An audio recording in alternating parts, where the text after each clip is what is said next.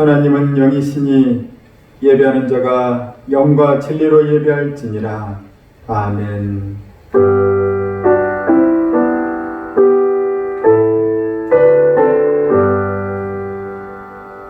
은혜와 생명의 원천이신 주님, 이 시간에 우리 예배를 받으시옵소서.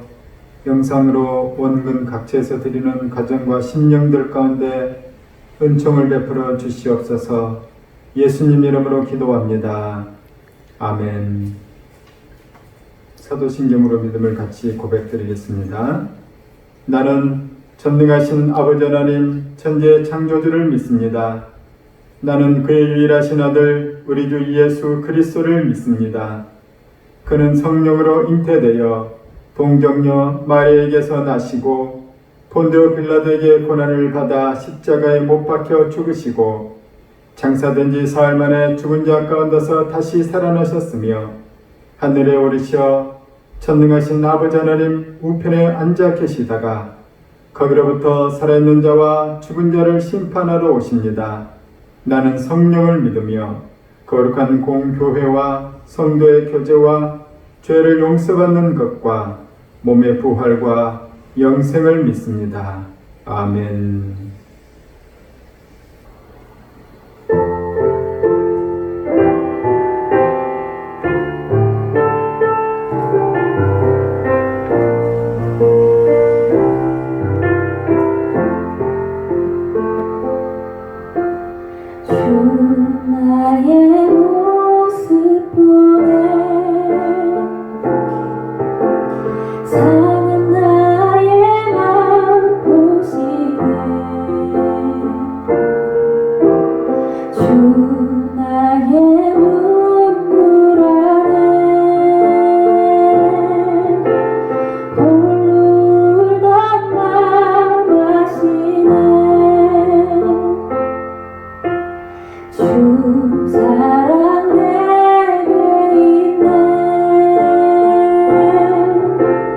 그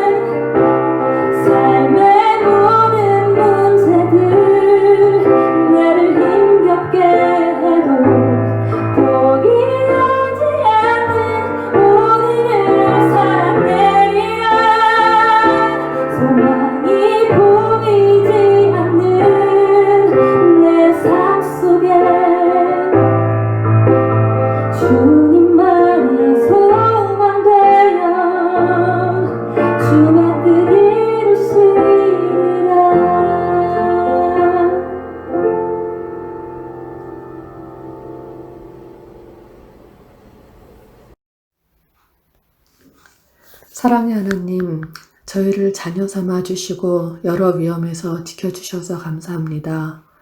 저희는 지금 코로나19로 인해 너무 긴 시간 많은 제약을 받고 있습니다. 이 일을 통하여 그동안 얼마나 축복 가운데 있었는지 깨닫습니다.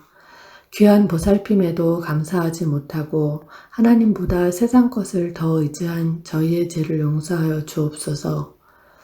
코로나19로 많은 것들이 변하고 있습니다. 이 변화에 저희가 깨어있게 하시고 믿음 안에서 잘 준비하고 적응해 나갈 수 있도록 도와주옵소서. 코로나19로 고통받는 이들을 불쌍히 여겨주시고 속히 바이러스를 종식시켜 주옵소서. 오랜 시간 애쓰고 있는 의료진들의 건강을 지켜주시고 지치지 않도록 힘을 주옵소서. 경제적인 어려움에 처한 이들을 돌보아 주옵소서. 지도자들이 좋은 정책들을 펴나갈 수 있도록 역사해 주옵소서. 세계 각처에 계신 선교사님들을 기억해 주시고 어려움에 처하지 않도록 지켜주옵소서. 이 일들을 통하여 저희들이 하나님의 뜻을 더욱 깊이 깨닫고 믿음 안에 굳게 세워지기를 간절히 원합니다. 코로나19가 재확산의 조짐이 있어 다시 영상 예배를 드리게 되었습니다. 이 시간 저희들 가운데 함께해 주옵소서. 백홍 목사님의 건강을 지켜주시고 말씀과 기도의 능력이 충만하도록 채워주옵소서. 오늘 말씀을 전하실 때 저희들이 주시는 말씀을 잘 깨닫고 열매 맺게 도와주옵소서. 예배를 준비한 손길들을 기억해 주시고 예배 가운데 주님 홀로 영광 받으소서. 예수님의 이름으로 기도합니다. 아멘.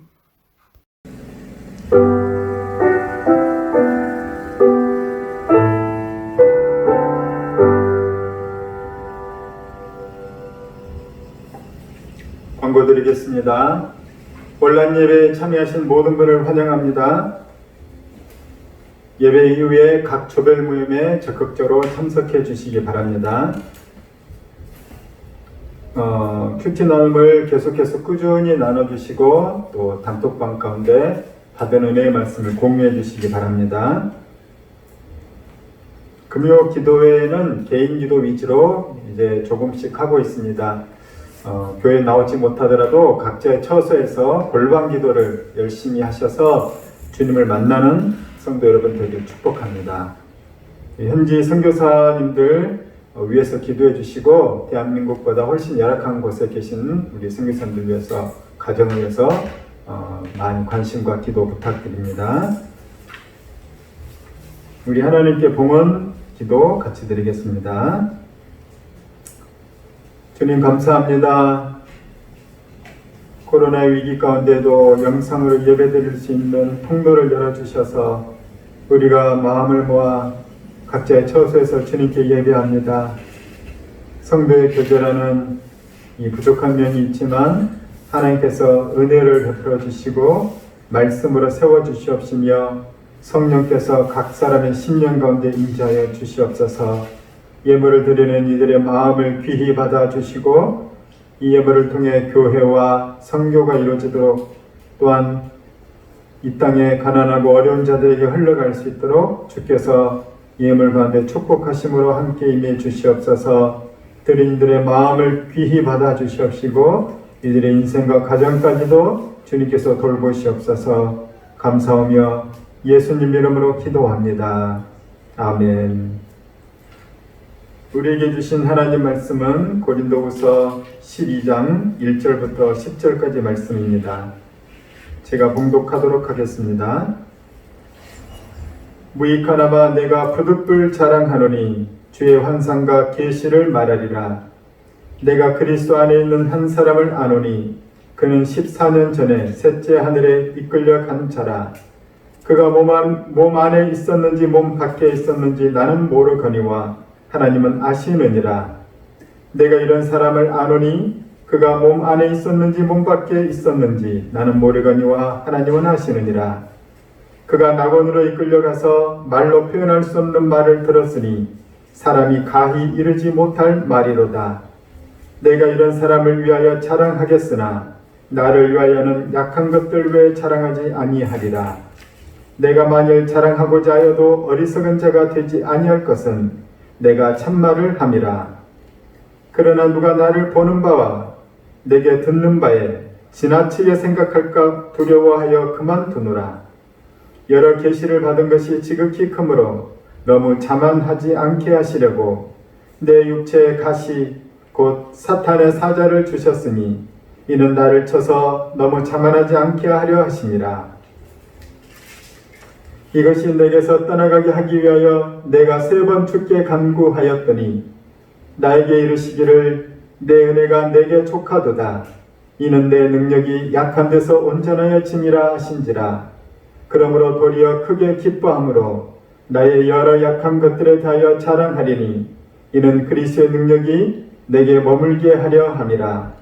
그러므로 내가 그리스도를 위하여 약한 것들과 능력과 궁핍과 박해와 공고를 기뻐하노니 이는 내가 약한 그때를 그때 강함이라. 아멘. 한때 우리는 대한민국을 헬조선이라고 불렀습니다. 대한민국이 지옥같이 살기 힘들고 답답한 나라라는 말이었습니다. 그러나 지금은 우리나라를 헬조선이라고 부르는 사람은 거의 없습니다. 오히려 대한민국에 태어나서 다행이다, 대한민국의 국민이어서 자랑스럽다고 하는 사람들이 늘어나고 있습니다. 코로나 사태가 가져온 우리의 인식의 변화입니다. 코로나 사태 이전에는 우리는 유럽이나 미국 사회를 부러워했습니다. 이 서구 사회가 경제적으로도 발달했고 또 문화 수준도 높기 때문에 우리는 그들을 선진국이라고 모범국가라고 여겼기 때문인 것이죠. 그러나 이번 코로나 사태를 맞이함을 통해서 그들의 방역 능력이 얼마나 허술하고 또 그들의 국민의식 수준이 생각보다는 높지 않은 것에 대해서 우리는 또 많은 놀람을 보았습니다. 그들의 민낯이 저것이구나 하는 것을 우리는 보게 되었죠. 한때 아메리칸 드림이라고 해서 많은 사람들이 미국을 동경했었습니다. 그러나 미국의 현재 상황은 어떻습니까? 코로나로 인하여서 6월 5일자로 벌써 190만 명이 코로나에 감염이 됐습니다. 그리고 이미 11만 명 정도가 사망을 하게 되었습니다. 매일 2만 명씩 코로나 확진자가 늘어나고 있어서 그 끝을 알 수가 없습니다. 더군다나 최근 미국 사회에서는 코로나보다도 더 그 사회를 정말 불안하게 하는 요소가 있습니다. 백인 경찰이 흑인을 체포하는 과정에서 그를 질식사하게 하였었고 그것이 인종차별로 이어져서 수많은 사람들이 거리로 나와 시위를 할 뿐만 아니라 방화를 하고 있고 또 약탈을 하고 있습니다. 우리는 유럽과 미국이라는 세계에서 가장 잘 살고 또 앞서 나가는 선진국이라고 하는 나라들이 그렇게 하는 모습을 보면서 야, 대한민국에 사는 것이 그래도 다행이구나 하는 이런 자랑스러움을 느끼고 있다는 것이죠. 그래서 요즘은 대한민국이 자랑스럽다고 하는 사람들이 많다는 것입니다. 우리가 문제가 없어서가 아니라 세상이 다 이렇지만 그나마 대한민국이 괜찮다는 것이죠. 여러분, 대한민국이 자랑스럽다고 얘기하는데 여러분은 여러분 자신에 대해서 어떻게 생각하십니까? 여러분은 여러분 자신이 자랑스럽습니까? 어떤 점이 자랑스럽습니까? 사람은 자기 자신에 대해서 자랑스러운 점이 많을 때 자기 자부심도 높아지고 또 자존감도 높아지게 되는 것이고 또 삶의 만족도도 높아집니다. 때문에 많은 사람들은 자랑거리를 찾는 것이죠. 자랑거리가 많을수록 뿌듯하고 자기가 자신감이 넘치기 때문입니다. 그래서 우리의 자랑거리 또는 나의 자랑거리가 무엇인지 사람들은 찾아냅니다. 저는 여러분이 자기 스스로에 대해서 자랑스러운 사람이 되기를 축복합니다. 내가 자랑할 것이 없어서 그냥 쭈구리가 되고 루저가 되고 그래서 의기소침하고 좌절하고 그것보다는 내가 자랑거리가 있어서 자부심이 있고 또 뭔가 도전할 수 있고 내 삶의 만족도가 높다면 자기에게 자랑거리가 있는 것이 참 좋은 것이죠. 영화 기생충에 유명한 대사가 있습니다. 그 아버지가 아들에게 하는 말이 있죠. 아들아, 나는 내가 자랑스럽다. 그 말만 보면은 참 좋은 대사인 것 같은데 알고 보면 참 웃기는 코미디죠. 왜냐하면 아들이 사기를 치러 가는 거예요. 많은 사람을 속이러 가는데 아버지는 아들에게 뭐라고 얘기하면은 정말 너는 수완이 좋아. 어떻게 그런 기발한 사기를 다 칠 수 있니? 나는 네가 자랑스럽다. 이것이 아버지의 말이었습니다. 다른 사람을 속여도 감쪽같이 속인다면 나는 내가 자랑스럽다는 것이죠. 저는 우리가 자랑스러운 사람이 되어야 되겠고 자랑스러운 자랑거리가 많아야 되겠지만은 그 자랑거리가 또 자랑이 어떤 것인지가 중요하다는 것을 우리가 알기를 원합니다. 오늘 우리는 본문을 보면서 사도 바울이 과연 무엇을 자랑스러워했는지 그것을 한번 볼 수 있기를 바랍니다. 그리하여서 아무 것이나 자랑하는 게 아니라 진정한 자랑거리를 가지고 자랑하는 우리 모두가 되기를 바랍니다. 자, 오늘 본문에 보게 되면은 고린도후서 12장입니다. 1절부터 10절까지죠. 이 오늘 본문의 내용에서는 하나님께서 사도 바울을 높이기도 하고 낮추기도 하고 또한 그것으로 인해서 강하게도 하십니다. 1절부터 6절까지는 하나님께서 사도 바울을 높이신 내용이에요. 그 다음에 7절과 8절은 낮추신 내용이에요. 그리고 9절과 11절은 하나님께서 사도 바울을 강하게 하신 것이죠. 그러니까 높이기도 하고 다시 낮췄습니다. 그리고 그 낮춘 것을 가지고 또 강하게 하신다는 것이 오늘 본문의 구도입니다. 사도 바울은 자기 자신에 대해서 자랑을 합니다. 내가 비록 자랑을 하지만 부득불 자랑한다고 얘기합니다. 할 수 없어서 자랑을 한다는 거죠. 왜냐하면 자랑하는 것은 사실 사도 바울의 성품이 아니었기 때문입니다. 사도 바울이 이렇게 어쩔 수 없이 부득불 자랑하는 데에는 그의 자랑할 수밖에 없는 배경이 있기 때문입니다. 오늘 본문의 내용은 고린도 성도들을 향해서 쓴 편지입니다. 고린도 교회는 사도 바울이 가서 개척한 교회예요. 사도 바울이 시작한 교회죠. 사도 바울이 많은 사람 전도해서 교회를 시작했습니다. 그러나 사도 바울은 고린도에만 머물 수가 없어서 고린도 교회가 어느 정도 서자 이제 또 다른 도시로 가서 그 도시에서 교회를 또 세우고 사람들을 복음으로 초청합니다. 많은 도시들을 돌아다녀야 되기 때문에 사도 바울은 고린도 교회만 신경 쓸 수가 없었습니다. 그러나 사도 바울의 마음속에는 늘 성도들이 있었고 그들을 향해서는 매일매일 기도했던 사도 바울의 마음으로 난 자식의 마음으로 이 신앙으로 낳은 영적인 자식들이 바로 또한 고린도 성도들이었죠. 그런데 어느 날 이 사도 바울이 없는 틈에 유대주의자들, 율법주의에 속한 기독교인들, 지금으로 보면 거의 이단입니다. 이 율법주의자들이 고린도 교회를 방문했습니다. 그들이 오고 나서는 대놓고 사도 바울에 대해서 비방을 하기 시작합니다. 그들의 비방의 내용은 이렇습니다. 사도 바울은 정식적인 사도가 아닙니다. 사도 바울은 정식적인 사도가 아니니 그의 말을 듣지 마십시오. 그리고 그가 전하는 복음은 성경과 많이 동떨어져 있습니다. 그는 율법을 지키지 않습니다. 성경을 지키지 않으면서 어떻게 사도로 갈 수 있겠습니까? 율법을 다 지켜야죠. 그러나 그 율법주의자들은 예수 그리스도의 십자가와 부활의 능력을 그들은 약화시킨 거죠. 예수님의 십자가와 부활은 율법을 완성시킨 것이에요. 율법 가운데서 보낸 그 정신을 실현시킨 것이 예수님의 십자가와 부활인 것이죠. 그래서 율법에 매여 있는 것이 아니라 율법으로부터 자유로운 것이 바로 그리스도인이고 바로 예수를 믿는 우리 성도들의 큰 특권이라는 것입니다. 사도 바울이 가르쳤던 그 복음에 대해서 율법주의자들은 자기와 맞지 않다고 사도 바울을 인정하지 않고 그가 가르친 것이 잘못됐다고 비난을 했습니다. 사도 바울의 사도 직분과 그가 가르치는 복음에 대해서 공격을 한 것이었죠. 그러자 고린도 교회는 혼란에 빠졌습니다. 우리가 굳게 잡았던 사도 바울의 그 복음이 잘못된 것이라면 우리가 뭘 믿었단 말인가? 우리가 정말 구원을 받았을까? 우리 교회는 정말 좋은 교회일까? 고린도 교회는 혼란에 빠졌던 것입니다. 율법주의자들의 외모는 굉장히 신실한 사람들이에요. 그들은 굉장히 복장도 단정했을 뿐만 아니라 그들은 점잖은 사람들이었어요. 그들의 모습은 늘 경건했습니다. 그들은 율법 하나하나를 기억했고 그 율법 하나하나에 대해서 그들은 세세하게 다 지켰던 사람들인 거예요. 그렇기 때문에 율법으로부터 자유로웠던 사도 바울보다 그들의 삶의 모습은 훨씬 금욕적이었고 그들은 훨씬 단정했고 그들은 훨씬 경건한 참된 신앙인처럼 보였다는 것입니다. 그런 괜찮아 보이는 사람들이 사도 바울에 대해서 비난을 하고 사도 바울의 가르침이 잘못됐다고 하니 고린도 교인들은 이제 혼란에 빠진 거예요. 그래서 사도 바울을 의심하는 사람들도 생겼다는 거예요. 이제 교회가 위기가 생긴 것이죠. 고린도 교회 얼마나 어렵게 만들었는데, 어렵게 세웠는데 큰 위기에 닥친 것입니다. 예수 그리스도의 복음으로 세워진 교회가 율법주의라는 이단으로 넘어가게 생긴 것이에요. 사도 바울은 이 교회를 세우기 위해서 어쩔 수 없이 이제 자기의 이력을 공개합니다. 저들이 정통 유대인이라고 자랑을 하느냐? 그들이 랍비 출신이라고, 그들이 유대주의라고 자랑을 하느냐? 나도 역시 그렇다는 거예요.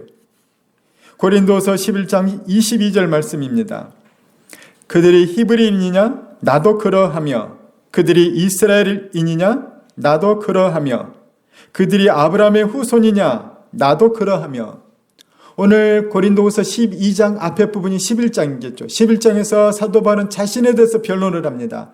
나의 혈통과 나의 배경에 대해서는 의심하지 말라는 거예요. 나는 철저하게 유대식의 교육을 받고 자란 유대인이고 구약의 율법을 나도 너무나도 잘 안다는 것입니다. 사도 바울은 자기 자신에 대해서, 자기의 이력과 정체에 대해서 고린도 성도들에게 변호를 하고 있죠. 그런데 어떻게 보면 그들처럼 자랑을 하는 것처럼 보일 수도 있다는 거예요. 율법주의자들은 자랑을 했어요. 나는 어떤 교육을 받았고, 나는 어떤 사람이고, 우리는 어떤 가문이고, 그들은 자기의 학벌과 가문과 그들의 배경에 대해서 자랑을 했습니다.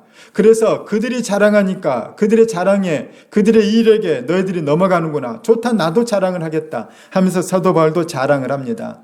그런데 자랑의 내용이 조금 다르죠. 11장의 그 뒷부분부터 보게 되면 사도 바울이 자랑하는 내용이 뭐냐? 그는 내가 예수로 인해서 어떤 고난과 어떤 박해를 받고 어떻게 내가 죽을 고비를 넘겼고, 자기가 복음 때문에 당한 그 환난과 박해와 고난에 대해서 사도 바울은 얘기를 하는 것입니다. 내가 자랑할 건 이거밖에 없다는 거예요. 내가 잘난 것이 없다는 거예요. 나는 그냥 주님을 위해서 봉사한 그거밖에 내가 내세울 것이 없다고 사도 바울은 자기를 그렇게 자랑을 합니다. 사도 바울이 자랑하는 이유는, 율법주의자들처럼 자기를 자랑하고 자기를 변호하는 이유는 본인이 세운 고린도 교회가 무너지지 않도록 하기 위해서, 그리고 본인이 전한 복음이 헛되이 되지 않도록 하기 위해서 사도 바울은 그들 앞에 할 수 없이 오늘 1절 말씀에 보면은 부득불 자랑을 하고 있다는 것입니다. 그러나 그 본질은 다르죠. 유대주의자들은 자기가 높아지는 것이 자랑의 목적이었어요. 나 이런 사람이야. 유대주의자들은 사람들이 자기를 높여주기를 원했지만은 사도 바울은 사람들이 높여주는 것을 원하지 않았고 하나님께서 나를 높여주기를 원했죠. 하나님, 내가 이렇게 고생하지 않았습니까? 하나님, 내가 이렇게 헌신하지 않았습니까? 하나님, 내가 이것을 다 버리고 주님께만 헌신했습니다.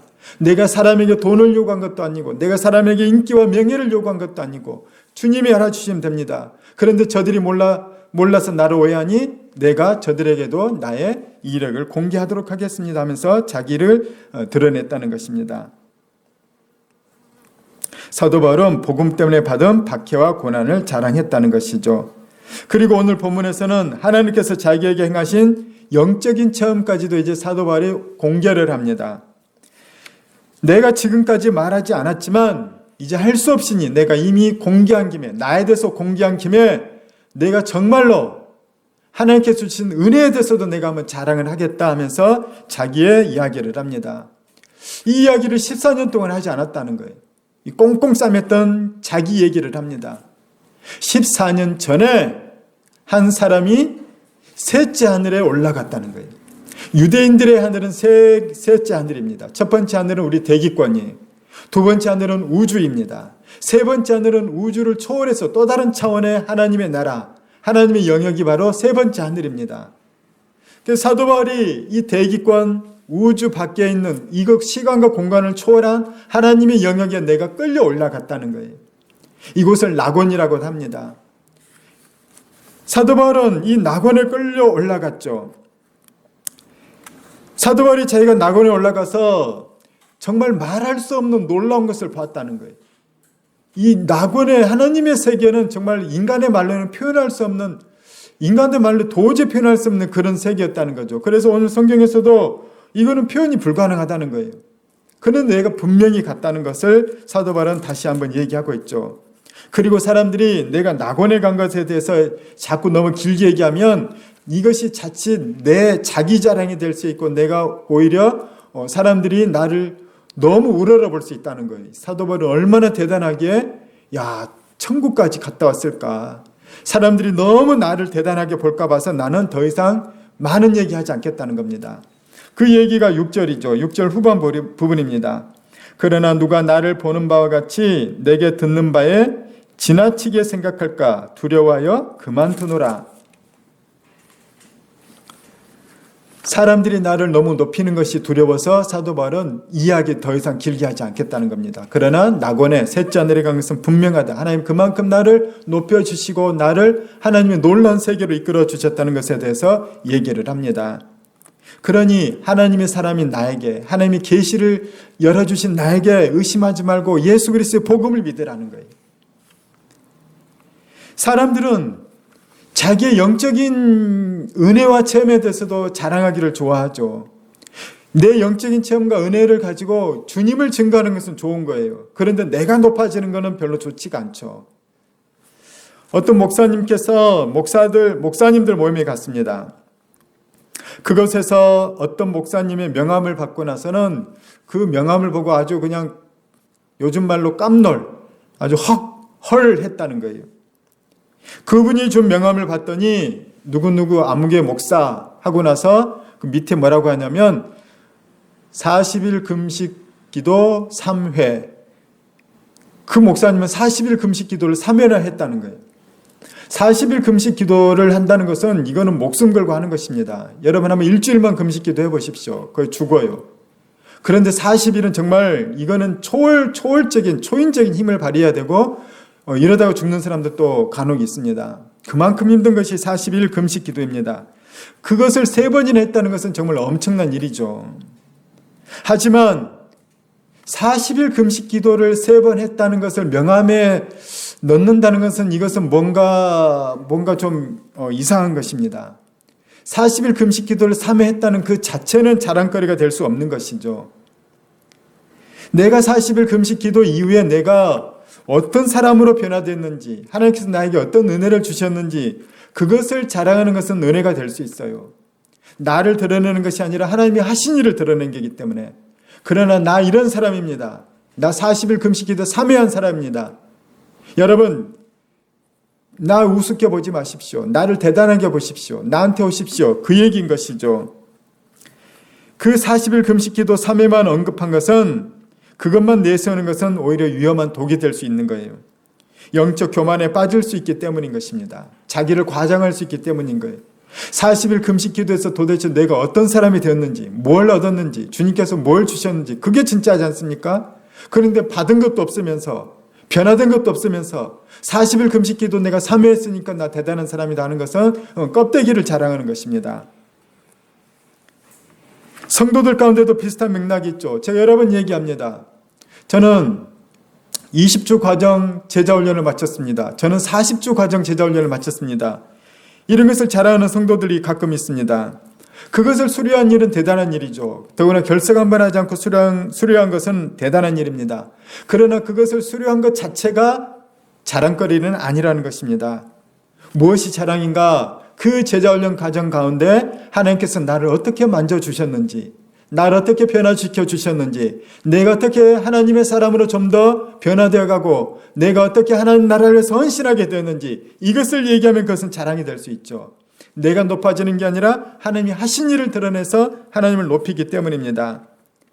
내가 40일 금식 기도를 해서 내가 얼마나 주님을 더 많이 사랑하게 되었고 사람들을 사랑하게 되었고 교회를 더욱더 잘 섬기게 되었다, 이렇게 말하는 것은 자랑이 될 수 있어요. 물론 나를 드러내는 것이 아니라 주님께서 하신 일을 드러낼 때입니다. 제자훈련도 마찬가지입니다. 내가 제자훈련을 받고 나서 얼마나 변화되었는가, 제자훈련 받고 나서 내 가정이 얼마나 좋아졌는가, 얼마나 신앙적인 가정이 되었는가, 내가 제자훈련을 받고 나서 나의 직장은 어떻게 되어가고 있는가, 제자훈련 받고 나서 나를 통해 내 직장에 예수 향기가 날리고 있는가, 주님이 역사하시는가, 주님이 높아지시는가, 이것은 자랑거리인 거죠. 그러나 제자훈련 마친 것 자체는 자랑거리가 될 수 없다는 것입니다. 우리는 그런 훈련을 받았으면 이런 자신 있는 소리가 나와야 되는 거예요. 이전 것은 지나갔으니 보라 새 것이 되었도다.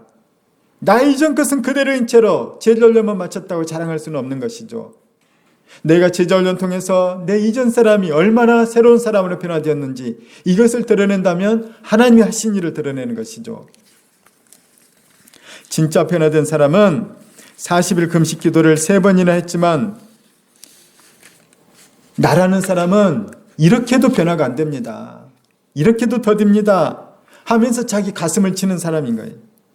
내가 얼마나 완악한 죄인이라면 사실 40일 금식 기도를 3번이나 했지만 아직도 이 모양이네요 하면서 자기를 낮추는 사람이 진짜 제대로 금식을 한 사람이라는 것이죠. 그리고 역시나 저는 아무리 40일 금식 기도를 100번을 한다 할지라도 나는 의롭지 않고 오늘도 예수님의 은혜로 살아갑니다. 그만큼 연약한 죄인입니다. 이것을 고백한다면 그분은 제대로 한 사람이죠. 그 겸손이 있다면 명함에다 그것을 아마 쓸 수 없을 거라고 봅니다. 제자훈련을 제대로 잘 받은 사람도 마찬가지입니다. 내가 받은 훈련과 지식으로 믿음이 연약한 자들을 판단하고 정죄하고 비난하는 것이 아니라 그들을 오히려 긍휼히 여기면서 내가 훈련까지 받았는데 훈련받지 않은 저들을 어떻게 도울까? 그렇다면 정말 제자훈련을 잘 받은 사람인 거예요.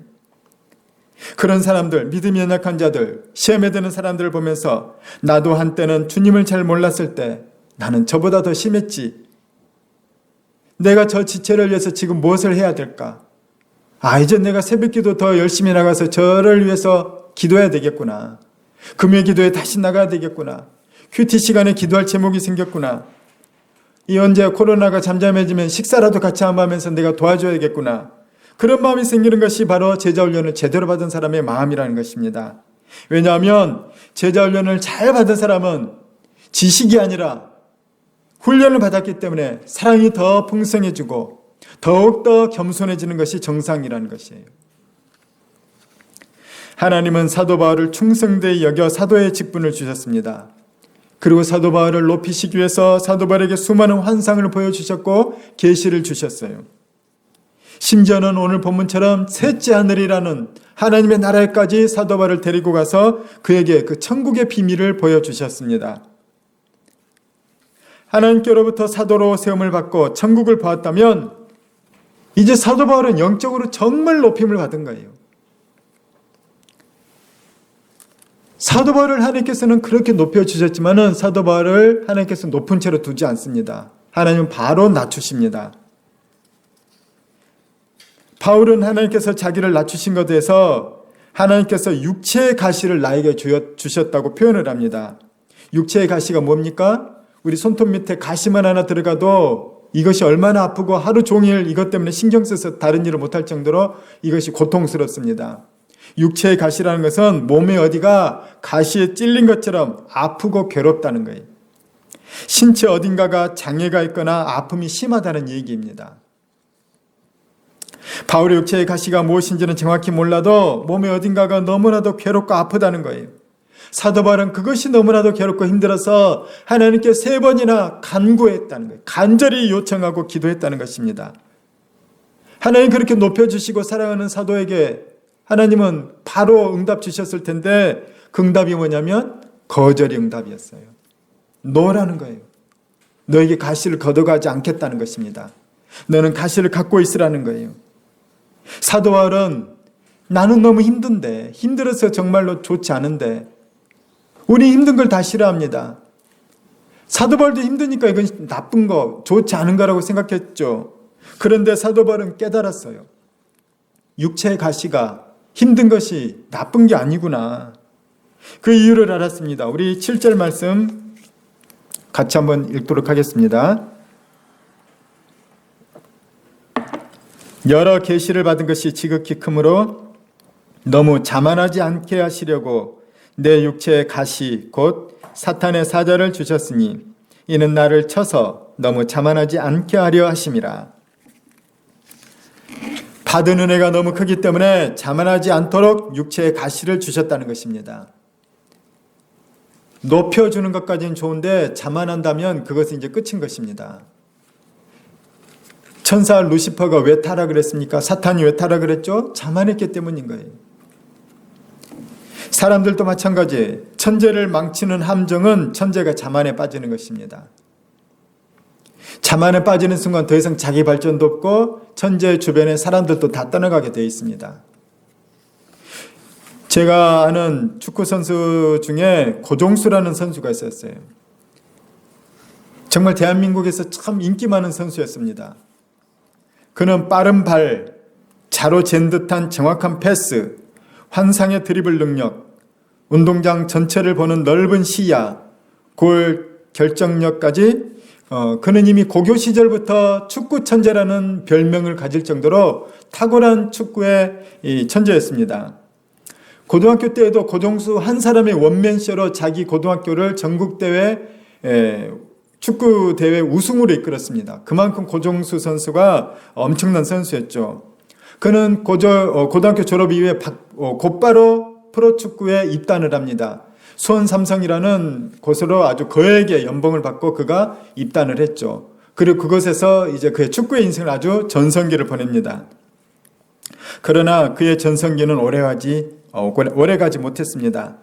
잦은 부상과 불성실한 연습 참여, 감독들과의 불화, 무단 이탈 등으로 참 사고가 많았고 이슈가 많았던 선수이기도 합니다. 이 고종수 선수를 오랫동안 지도했던 김호 감독의 말입니다. 고종수는 정말 천재 선수였다. 축구 IQ가 200은 되는 것 같았다. 무엇보다도 축구를 위해 타고난 것처럼 열정적이었고 축구를 하려는 의지가 강했다. 가끔 엉뚱한 짓을 해서 문제가 됐는데 그래도 축구 훈련과 경기에는 지장을 주지 않았다. 다만 축구장 밖에서 친구를 잘못 사귄 것 때문에 더 큰 선수가 되지 못한 것이 아쉽다. 다음 열에 지나서 또 다른 인터뷰였습니다. 종수는 천부적 재질을 가졌어. 그런데 절제하는 면이 부족했지. 사춘기 때는 무조건 튀려고 했다고. 물론 스타 플레이어의 기질이 있었기에 조금만 변화했다면 더 큰 선수로 성장했을 거야. 스스로 감당하기 어려울 만큼 돈과 인기가 많아져 힘든 삶을 산 게 아닌가 싶어. 너무나도 짧은 축구 전성기를 보냈거든요. 그리고 너무나 많은 사람들이 안타까워했어요. 저 축구 천재가 너무 일찍 몰락했기 때문에. 반면에 박지성 선수는 이 고종수 선수와 조금 대조되는 면이 있습니다. 박지성 선수는 대표적인 노력파죠. 고등학교 때까지 그는 큰 주목을 받지 못했습니다. 그래서 프로축구팀에도 들어가지 못하고 이름 없는 대학의 축구 선수로 그가 대학에 가게 됐습니다. 박지성 선수는 축구 선수로서는 체격도 작았습니다. 더구나 치명적으로 그의 발이 평발이었어요. 평발이란 발바닥에 아치가 없는 겁니다. 이 아치가 없기 때문에 오래 걷거나 뛰게 되면 다리가 쉽게 피곤해지게 되고 종아리와 무릎이 아프고 나중에는 허리까지 아픈 것이 바로 평발입니다. 그래서 옛날에는 평발은 군대도 가지 않고 면제가 됐죠. 요즘은 갑니다. 박지성 선수는 축구 선수로서는 별로 좋지 못한 신체 조건을 가졌죠. 그러나 우리가 아는 대로 박지성 선수는 세계적인 축구 선수가 되었습니다. 그가 세계적인 축구 선수가 된 이유는 딱 하나예요. 아주 평범한 이유입니다. 성실함과 근면함이라는 거예요. 성실과 근면이죠. 박지성 선수는 아주 소문난 지독한 연습벌레였다고 합니다. 그는 훈련 시간 몇 시간 전부터 미리 나와서 혼자 연습을 합니다. 그리고 훈련이 끝난 뒤에 남아서 또 연습을 했다고 해요. 박지성 선수도 부상을 당하지 않았던 것이 아닙니다. 정말 크고 작은 부상에 늘 시달렸습니다. 무릎 수술을 3번이나 한 만큼 많은 부상에 시달렸습니다. 그러나 그는 재활훈련까지도 성실하게 임했기 때문에 다시 경기장에 나왔고 자신의 기량을 또한 열심히 발휘를 했습니다. 결국 박지성 선수는 대한민국 최고의 선수가 되었을 뿐만 아니라 영국 프리미어 리그에서도 인정받는 선수가 되었습니다. 한 영국 신문이 박지성 선수를 평가한 기사가 나왔더라고요. 영국도 인정하는 연습벌레였습니다. 박지성의 성공은 중노동에 가까운 끊임없는 연습이 있었기에 가능했다. 박지성이 자신의 성공 비결에 대해 매일같이 지겨운 날의 연속이지만 내 경기의 모든 면을 완벽하게 만들기 위해 온몸을 던져 연습하고 또 연습했다. 저는 참 이게 와닿았던 대사가 뭐냐면 매일같이 지겨운 날이었다는 거예요. 연습이 좋은 게 아니라 축구는 좋았겠지만 연습은 정말 지겨운 거거든요. 그 지겹지만 매일매일 했다는 거예요. 매일매일. 그래서 그 박지성 선수가 되었다는 것입니다. 하나님은 사도 바울이 영적 자만에 빠지지 않기를 원하셨어요. 나는 영적 천재야. 나는 병도 고치고 기도의 능력도 있고 나는 헬라 교육도 받았고 히브리 교육도 받았고 나는 사도로서 손색이 없어. 그러면서 나는 영적 세계까지 보고 왔어 하면서 그가 영적으로 자만에 빠졌다면 일찍 그는 사도의 사명의 감당을 일찍 끝냈을 수도 있어요. 그러나 하나님께서는 사도 바울을 통해서 하나님의 놀라운 일을 이루시기 위해서 사도 바울에게 육체의 가시를 주셨다는 거예요. 사도 바울의 자랑거리는 참 많았습니다. 사도 바울의 영적 체험까지도 다 했죠. 그러나 사도 바울의 그런 능력, 사도 바울의 그런 체험, 이 모든 것이 하나님 볼 때는 너무나도 위험스러웠다는 거예요.